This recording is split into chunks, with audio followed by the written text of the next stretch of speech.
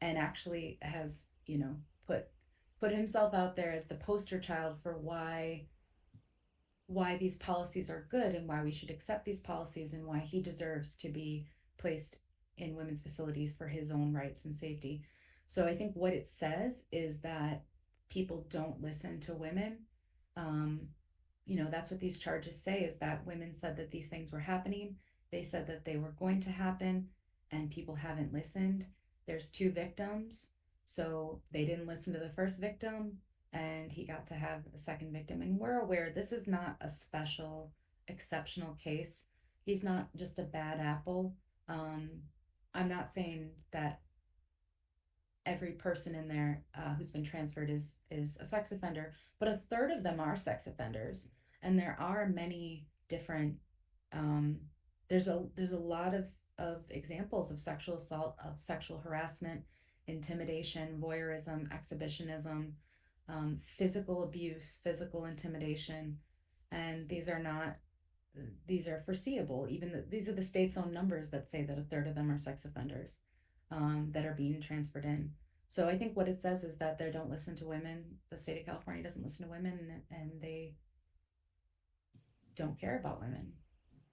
Hi guys, welcome back to the channel. Welcome to another video. As you can see in the title and in the thumbnail here, this is going to be a disturbing one, but it is one that we have to speak about because one, it's Pride Month, right? So if they're going to push their agenda, shove it all in our faces, we're also going to talk about the negative side of the policies that they advocate for year round. And the policy is SB 132 in California. So, as you can see here, and I found this story from this Instagram page, the Right Wing Angel. It says here, so R or rapist who identifies as a woman removed from women's prison after Ring multiple women. YouTube doesn't like that word, so that's why I try to avoid saying it. But anyway, so it says a 6'2", 200-pound male named Tremaine Dion Carroll, who was serving a minimum of 25 to life sentence, was placed in a female prison due to a California law stating that prisoners should be placed in prisons that align with their gender identity. So that was the new law that California passed. Was just that previously you have to have gone surgery, and it was a case by case basis, very very individualized. It wasn't just a mass thing where they just allowed everybody that said that they were trans would be able to go to the women's to the women's jail.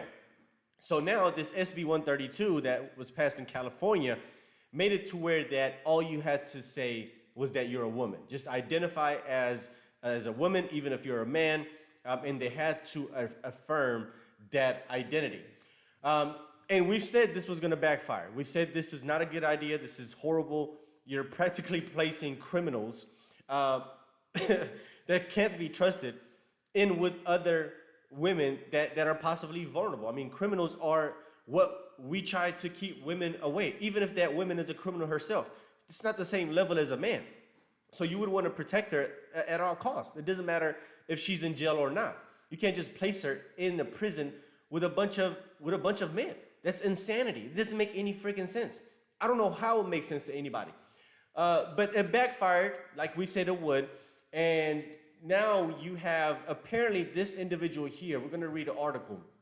This individual here, who was the poster child for this law, this SB 132, he was one of the individuals that they used to push for this new policy. It's incredible. So we're going to read the article, and then we're going to watch the women's rights activist interview with Fox News, going into much detail about the situation, because not only is this guy indicted with ordering two women in that jail, but on the other side is that he and the trans activist organization, or whatever it's called, is actually countersuing or trying to go into battle about this law, basically. So we're gonna get into more detail here. So let's read the article.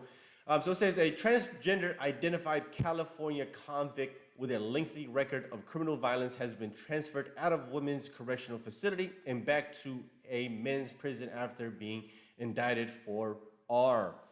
Or grape. That's the best way to say it. Tremaine Dion Carroll, 51, is an incarcerated biological male who identifies as a woman and faces two charges of forcible rape and one of dissuading a witness from testifying in Medina County, according to criminal complaints. One of the alleged victims of the January 30th incident is a biological female identified as Jane Doe in court documents, who said Carol attacked her in the shower at the Central California Women's Facility and raped her. The complaint also mentions another unidentified victim. Carol has since been transferred to Kern Valley State Prison, a male-only facility in Delano, online records show. That's where he should have been sent to begin with. I mean, it doesn't make any sense. This is exactly where he belongs, is in the men's prison. But you have this state, California, who's so woke, right? They're so progressive, and they're about women's rights when it comes down to killing babies. But when it comes down to protecting women from criminal men, oh, I mean, that's just his rights. He identifies as a woman. You just gotta shut up. We don't care what you gotta say as a woman. We don't care how much this affects you. We don't care if you get attacked. This is insanity. Let's keep going here. Women's rights activists tell Fox News Digital that Carroll, who was the public face of a campaign to support California law, so he was, like I said, the public face. He was the poster child for this here. For California law SB 132, which allows transgender prisoners to be housed in a facility consistent with their gender identity, is a case in a point why the law harms incarcerated women. So this is him right here.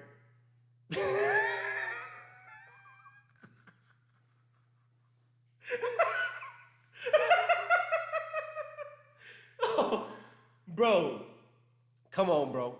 Come on, bro. What is this? Come on, bro.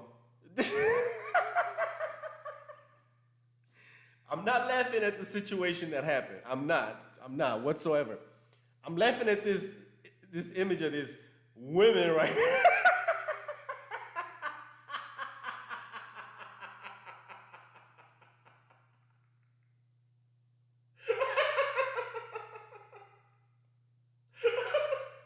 Bro, what? Bro, they don't even, this is crazy. They don't even make an attempt. They don't even make an attempt to look like a woman. Bro, this is somebody's uncle right here. Like, what? This is crazy, yo. This is absolutely non-silly. It got the full-blown beard. Come on. And this is how he went into the prison. Like, there was no wig, right? Did he, I mean, I don't know. I don't know what to say. This is crazy. This is absolutely insane. So he walked up into a woman's prison looking just like this and saying that he's a woman. This is in, bro.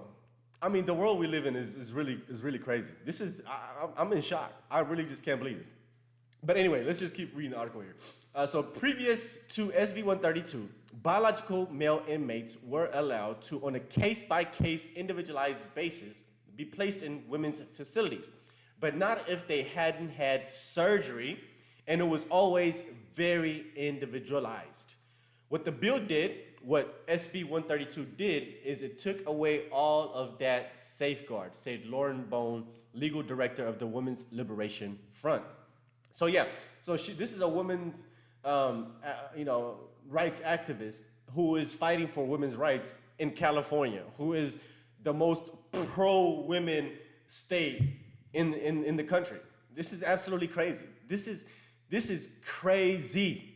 There's no other way to describe this. Wolf is a self-described radical feminist organization that opposes policies that permit biological male in women's only spaces. The group currently represents 4 female inmates in a lawsuit against the California Department of Corrections and Rehabilitation that seeks to have SB 132, which is called the Transgender Respect Agency and Dignity Act, declared unconstitutional. quote, SB 132 took away the ability to make individualized case assessments. It made it illegal to discriminate on the basis of anatomy and including things like hormones, Bone said. You don't have to identify as a woman anymore. You can identify as non-binary or many other things. And so that what the results are is that there's 50 men who are housed there. Wow. There are hundreds more on a wait list who are still being processed. Nearly all of them have penises. Bro, did you hear that? They have over 50 men who are already there in these women's prisons who still have intact penises. They're not transgender. They don't even have to have no type of surgery or hormone therapy, seems like. They can just identify as non-binary. They can just say, I'm a they, them. And they're gonna allow them to come in to the women's. This is crazy, bro. This is, the more I read this article, the crazier it gets. This is absolutely insane. Let's go back up. Carol is one of several female identifying biological males represented by the American Civil Liberties Union, Transgender Law Center, and Lambda Legal, who intervened to oppose Wolf's lawsuit in August 2023. In a sworn testimony, Carol stated, I know what it feels like to live in fear and to carry the weight of the past abuse by men, but I am not a threat. Oh my God. oh my God. This is crazy. Less than a year later, Carol would be accused of rape. So yeah, there you have it, guys. There you have it. I mean, I don't even know if we need to read any more of this. Let's see what it says. Attorney of Carol did not respond to the request to comment. The ACLU Foundation of Southern California, Lambda Legal and Transgender Law Center said in a joint statement that they are unable to speak about the specifics of Carol's criminal case, and all allegations of sexual misconduct must be investigated thoroughly and fairly. Interesting. So this is the same organization that used this person as the poster child when they were pushing for these agendas. They were using this person. This organization's here used this individual to push their agenda to pass this SB 132 law or policy or whatever. And now that this individual has taken advantage of that same law that they've pushed using this person, now they don't want to comment. Now they don't have anything to say. This is the same thing that happens every single time. They push for a policy, they do something, they get it passed, they face the consequences of it, somebody faces the consequence of it, and then when they're asked to make comments on what just happened, they don't have nothing to say.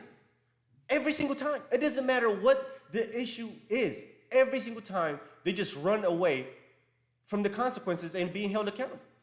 We continue to represent the interveners, including 4 trans women and our partner organization, TGILJP, to ensure that the voices of transgender people are heard in the case, and the constitutionally of SB 132 is zealously defended, the statement says.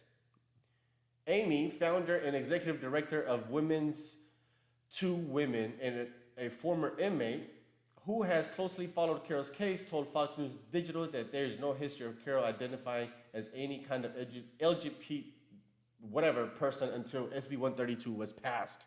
Sorry, there you go. Read that, look at that again. Right here. The founder and executive director of Women 2 Women and a former inmate who has closely followed Carol's case told Fox News Digital there's no history of Carol identifying as any kind of LGBTQ plus person until SB 132 was passed. Well, well, well. Is anybody shocked? Is anybody shocked? Are you surprised? Is anybody surprised by this? I'm not. I'm not. They're criminals. I mean, what they're gonna take all the loopholes possible to them, and this was one of them. This is, bro. It's like putting the fox in a handheld, bro. This is crazy. This is this is somebody that I keep a close eye on because of their history, their background, and their habitual manipulation, frivolous lawsuit after frivolous lawsuit, consistently filing complaints against everyone. I knew this was going to be an issue, said Amy. I can't pronounce the last name, so I'm going to use her first. Wow. So yeah, I mean it's a nice and lengthy article. I'll link it in the description. I don't want the video to get longer than it is, but let's watch a few minutes of the video of these ladies here talking about this situation, and then No, we'll we wrap it can't up. leave women out. This sorry about that. It took away the ability to. I'm the founder or a founding member and the executive director of Woman to Woman, which is a small nonprofit we created to assist women who are coming out of prison, transitioning to the free world, and it just turned into a lot of advocacy. This person, Tremaine Carroll, has been in the system since they were a kid. You know, first the first case was in the late 80s when this person was only like 17 years old, uh, for a pretty violent crime. It was a kidnapping and a robbery, and they were charged with 3 counts of forced oral copulation, which were dropped in a plea bargain. And Wow. this person just spiraled after that. It was just charge after charge. That first incident resulted in a 10-year bid, and not long after that, they went back to prison. Uh, Even the prison record um, is full of rules violations that are from the most serious to the most ridiculous. From the time, they were in county jail all the way until this most recent rape charge. This complaint states that there was a rape that took place inside of this shared cell. And I really need to paint a picture of what this cell looks like. In the Central California Women's Facility, which was designed specifically for women, as was the prison across the street that was allocated for men a few years ago. These cells are 8-person cells. There's 4 bunk beds, there's 8 lockers, there's a shower, there's a toilet, there's 2 sinks, and a small desk and a chair. So this is like a dorm. This is dorm style living. This isn't a 2-person cell. So I don't know if anybody took that into consideration when creating the legislation either, but this individual doesn't obviously house well with other people. So the room wasn't full. There were several beds open. So there was plenty of opportunity to be alone with a new victim to assault them. And the shower it's a dark, large shower that is a place where assaults can occur regularly. I mean, it's it's pretty convenient if you're a rapist, or an alleged rapist. Um, Bro, this is sickening. the sad part is that other people are aware. Everybody knows, and there's just so much evil that people are not understanding, and I don't really want them to understand, because if I can, put in the work and get this taken care of without having to traumatize the world, that would be great. But people really have no idea how much human evil really exists. No, And the world needs to know. The world needs to know. We cannot coddle the world of the evils out here. That's the problem that we have today. People are not informed. They don't know. And then you got people that don't know how to critically think, being filled with propaganda and pretending to be social justice warriors and virtue signaling for every single bill that gets them emotionally riled up. This is what you end up with, because they don't know the ramification. They don't know the consequences of, I mean, you should know, but they clearly don't. They don't know the consequences of putting a criminal biological male in a prison with women. Somebody who's already been accused of other sexual assault cases. He has a history of this. This is absolutely crazy. It's really crazy, man.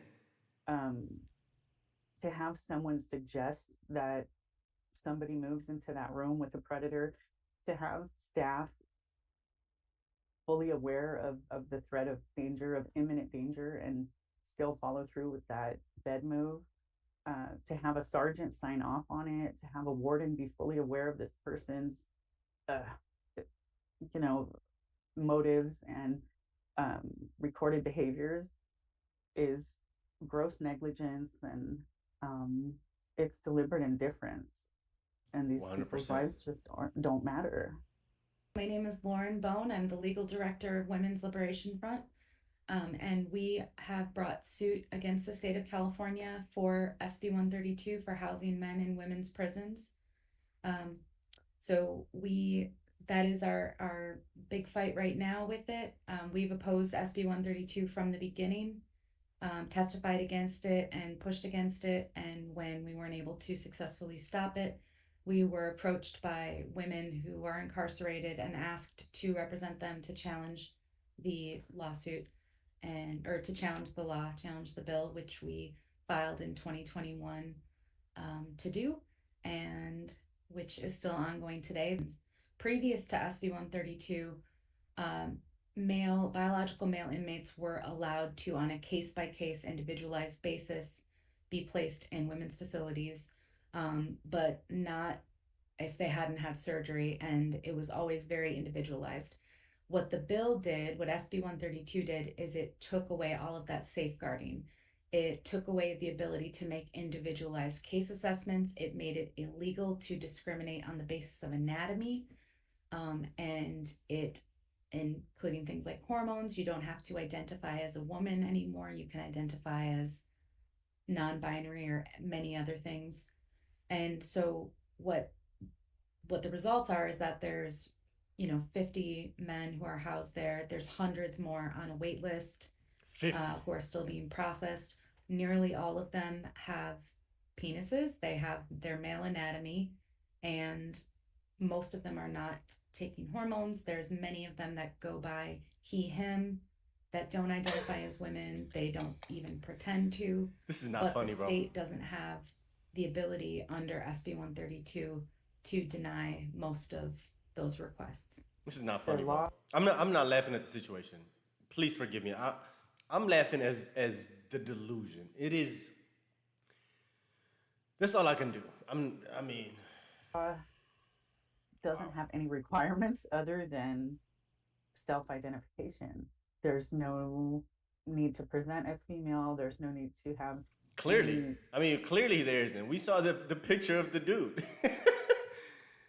kind of reassignment surgery to be on hormone therapy. Uh, you don't even have to want to, and just plainly state that you're a woman is all you have to do. And I've done my homework. I've done research. None of these people who have transferred are using the two-spirit, may who, non-binary status. They've all declared that they're women. In the whole Department of Corrections, there's 1,900 and roughly 1,900 trans-identified inmates. Of that entire number, there's I think 347 who have attempted or are attempting to transfer. And as far as I know, there's last time that these numbers were available, there were 44 who had successfully transferred. The number, I don't really trust it because they don't keep statistics that are based on reality anymore anyway. They're based on feelings. So if you were to go look at the population reports, it reflects that there's like 40 women in San Quentin and 200 women in Pelican Bay, and we know that's not true. So it could be a lot higher. They used to have specific identification numbers, and because they felt stigmatized by this, they gave them an opportunity to all get new numbers, which is completely unheard of. Nobody gets to just have a new state ID number because it stigmatizes them or somehow makes them uncomfortable. Um, this is yet another insanely supreme. Yeah, so we'll stop it right here, guys. I mean, this is just crazy. If you want to read the article in full, I'll try to link it in the bio down below. But at the end of the day, I mean, this is what you get with lunacy. This is what you get with California. This is what you get with being a social justice warrior, and you don't think about the ramifications of the policies that you push forward. So, I mean, nothing else to add. Really, nothing else to add. I mean, this situation speaks for itself. So, anyway, let me know what you guys think. Excuse me. Let me know what you guys think. Hit the like button down below. Let's talk about it in the comment section. And of course, if you enjoy the content, hit the subscribe button with the notification bell. See you on the next one. Peace.